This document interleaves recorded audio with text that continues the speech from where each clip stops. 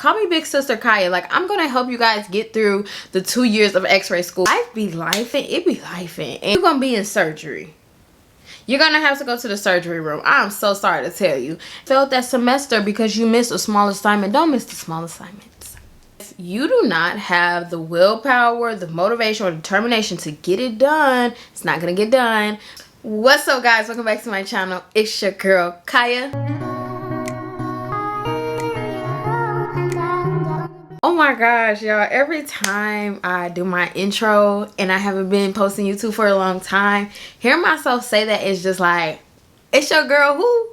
It's your girl who? It's your girl Kaya. How y'all doing? How's it going? Like, I haven't talked to you guys in so long and I feel so bad about it, but you know, when life be lifing, it be lifing, and life has been lifing. So have been noticing, and I still appreciate y'all so much for continuing to still follow my channel. And I'm just like, wow, like I need to talk to them because I haven't talked to them in so long. I've heard of people like watching my YouTube videos and things like that, and it makes me so happy because it's not a lot of radiology, like nursing or something like that. And so I know, like, when people are looking for research on things, a lot of times people go to YouTube or TikTok, and I am so happy that my videos have been helping you guys get to the decision of making of whether or not you want to do X-ray, and I appreciate that so much. So this video, what I'm going to do is what I wish I would have known, or what I wish someone would have told me going into X-ray school. Like, call me big sister Kaya. Like, I'm gonna help you guys get through the 2 years of X-ray school. We're gonna get through this together, okay? So I have some questions that I'm gonna answer from the people that have commented on my last videos, or like my X-ray videos, and then I'm gonna give you guys what I wish I would have known before getting into X-ray school. So let's go ahead and get right into that. Well, this question is from Nicole, and I don't know what video it was under. Oh, it's all about X-ray tech school, my program, application process, and first semester. So I'll have that link up here too if you guys want to see that and like what I talked about in that video. So the questions that I see on here is, based on your experience, what do you think is the hardest part on taking this program? The hardest part, I personally think, is honestly just getting up and doing it. Like, I really think that was the hardest part, is just staying motivated enough to get it done. We are in an accelerated program. We're in an accelerated program, y'all know. It's no breaks, it's no gaps. It's you go through the whole summer. You might have like Christmas, you know, those weeks off, and Thanksgiving and things like that. But other than that, you're going straight through those years, school, semester, test, quiz, assignment.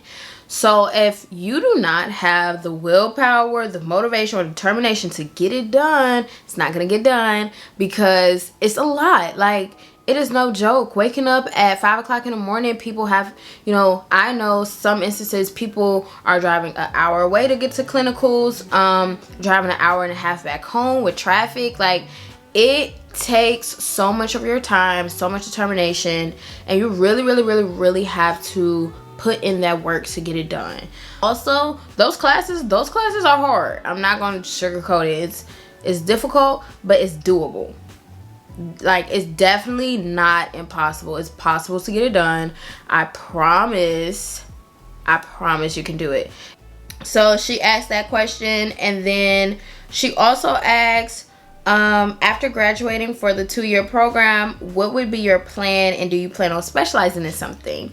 So me personally, I chose to specialize in MRI, and I'll go into depth in that process in the next video, so make sure you guys stay tuned for part 2, and I'll talk about how you can, like, if you're at the end of your last semester, or if your last semester is coming up in May, I want to talk to you guys about how to prep and plan to specialize in a different modality. Does this program require a lot of memorization? So me, I feel like when you memorize something, it's on either 2 different levels. You're memorizing just to pass, or you're memorizing it to actually learn the information. So if you're just memorizing the information, you're not going to pass the boards. But if you're memorizing it to learn it, you have to learn this information in order to pass. Like, in order to actually know what you're doing when you step in that hospital, learn your work, learn your stuff. And that's the best advice that I could give. Definitely learn it. Like, pound it into your head. Take your, you know, your flashcards, your Quizlet. Whenever you have some time, some random time, look through your Quizlet. Like, repetition, repetition, repetition, repetition. Go over it multiple times. Not just once. Multiple times, multiple times, multiple times. And you'll learn it. Okay. And then the last question I'm going to answer. Oh, I don't think this is an actual question. University, but it was a 2-year program. I didn't stay on campus or anything, so it's more so like a community. It was more so like a community college thing. 10 things I wish I would have known before I started Xray school. So let's get into this part, because this part is, you guys gonna want to listen to this part, okay? Okay, so it might be more than 10, it might not. So okay, why do I keep saying so okay? Girl, get your words out. First things first, I think what I wish I would have known before I started my program is kind of what I talked about in the beginning.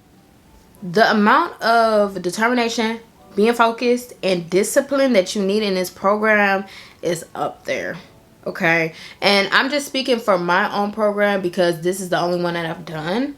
I can't speak for respiratory therapists. I can't speak for nurses, physical therapists. Like, I can't speak for them. But for me personally, the amount of effort it took was way more than I ever thought that I would have to put into it. So please know that you're going to have to lock in. Sis, you're gonna have to lock in, bro. You're gonna have to lock in. You're gonna have to stand on business, okay? You're going to have to stand on business, like, to get it done. And I was young when I did my program, so it's like things look so fun. You know, you want to go out, you want to hang out with friends and all that stuff. You can have a social life if you balance it right. But majority of your time is going to be spent in those books. It's going to be spent at school, and it's going to be spent at clinicals. Over the last 2 years in my program, I did almost 1,800 hours of clinical. 1,800 hours of clinical in like 22 months. That is absolutely insane. And if you are not willing to put that type of energy and effort into it, it's not gonna get done. Oh, okay, so then my second one was you will have to get through the long clinical hours. So for me personally, during the summer, we was doing 9-hour days, 5 days a week. It was really hard, but after those 6 weeks, and I realized, like, okay, this is just a phase, it's just temporary. I got through it, and I just kept it pushing, and I was like, okay, I only have 2 semesters after that. So that was always good. And I also think one of the, just like a side note or like advice, having a countdown or something like a goal or something to look forward to gave me so much confidence, because I was like, okay, I'm getting through this. I'm a month down, or I'm 20 days down, or I'm 10 days closer. You know, all of that helps me to stay focused and motivated to get done. And the third point is you have to be willing to get your work done in a timely manner. So really realizing that it's not, okay, I'm gonna do this when I want. It's, I'm gonna do this now, and I'm gonna get this out the way, because you have to get your assignments done. It's no, okay, I'm gonna do this tomorrow. No, you're gonna do this now. You being a procrastinator in this program is gonna make you sick. I'm talking physically, mentally sick. It's very, very hard to be a procrastinator. I've seen people do it all the time, and they were stressed out. Okay, they were stressed out. I'm talking turning in a paper, turning in a 2,500 word paper a day before, and you able to live and sleep like that. I can't function like that. So if you can, maybe, but I cannot function like that. A lot of things that people don't know about Xray, and I'm here to tell you it. You go to surgery, baby. Yeah. You're gonna be in surgery. You're gonna have to go to the surgery room. I'm so sorry to tell you. If you are afraid of needles and blood and all that stuff, like I was, I didn't know I was gonna have to go to surgery when I first started. If you're like, it's like a phobia, like you're actually afraid, then you might want to reconsider. But for me, I was really, really scared, and I got through it, and I'm so happy that I didn't drop out because of that. Because once I started getting used to it, surgery was actually pretty fun. It's something different to do. So okay, so a lot of things, somebody did actually tell me this, but I don't remember if it was before or after I started the program. And okay, I'm gonna say this twice, and this goes for anything that you're doing and you have clinical. Treat your clinical days as an interview every single day. Because I promise you, those supervisors and those managers and those other techs, they are watching. They are watching. And by the time you're in that semester, or by the time you get through that clinical site, they know whether or not they want you to work for them. I promise you they do. So, with that being said, just treat every day like an interview. You want to make your best impression. You don't want them to think that you're lazy. You don't want them to think that you goof around or you're, lollygagging. You don't want them to think that of you, because they're not going to hire you. Then you can't find a job. Okay? You did all that work, can't find a job. We don't want that. Okay? It's just something that I didn't think that I could do. But when you are offered a job after you graduate, I'm so proud of you. You graduated, you walk across that stage, take those boards, you get that first job offer. It's too low. It's too low. Okay? You negotiate it. Please negotiate your offer. Just try it. Because I promise it's a billion other Xray jobs. And I promise you can find something else that will match your pay if they don't want to do it. So negotiate your price. And I feel like you could take that here, or you could take that somewhere else. You're a nursing student, do the same thing. You can cross-train into different modalities. Please don't let somebody tell you that you cannot. It takes a little bit more effort, it takes a little bit more work, and it takes the right personality, but it can be done. Which I was not told. I was told that you gotta go back to school, you gotta all that stuff. You can cross-train. It just takes a little bit more effort to get to that point. I think I've said this one before. You need to ask your professors for help. You need to ask for help if you need it. I'm a very independent woman, and asking for help is it's not easy for me to do. It's not something fun for me to do. But when you're in a situation where you don't know what's going on, you have no idea what you're looking at, you got an X-ray in front of you, and like, I don't even know what bone I'm looking at. Is that a kneecap or is that a toe? You know what I'm saying? Like, is that the hip or is that the elbow? When you don't know what's going on and you don't know what you're looking at, you need help. That's why you're there, to learn. So that's what they're there for, is to give you the help that you need. But they're not going to always reach out to you. They're not going to always hand you the plate. You got to take that plate. You need to ask for it, Like, you need to ask for the help. And if you are struggling, let them know and they can help you. So that's that.